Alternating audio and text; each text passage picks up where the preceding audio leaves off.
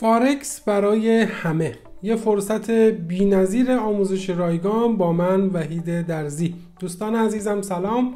جمعه 14 مهر و جمعه 21 مهر ساعت 18 به وقت ایران در خدمت شما هستم با همکاری بروکر معتبر و محترم IFC مارکت که بروکر شناخته شده‌ای برای ما ایرانی‌ها هست، با وبینارهای ورود به دنیای فارکس و ورود به دنیای معاملات. همونطور که عرض کردم این وبینارها رایگان هست و برای شرکت در این جلسات رایگان کافی است که اگر فرد تازه واردی هستید از لینک هایی که در اختیارتون قرار میگیره در این همین صفحه ثبت نام بکنید و آماده باشید برای روز وبینار. اما اگر قبلا ثبت نام کردید کافی است که به بخش وبینارها برید و به ما ملحق بشید. دوستان پیشنهاد میکنم که این فرصت آموزش با وحید درزی و IFC مارکت رو از دست ندید. ما در این وبینارهای رایگان با تمامی اطلاعاتی که برای ورود به دنیای جذاب فارکس نیاز داریم آشنا میشیم و به شما کمک میکنیم تا به دنیای جذاب معاملات هم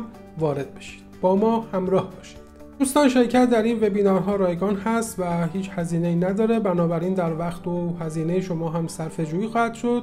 میتونید این وبینار رو به دوستان خودتون هم معرفی بکنید برای اینکه از این فرصت بی‌نظیر استفاده بکنن. شما عزیزان رو در این وبینارها ملاقات میکنم.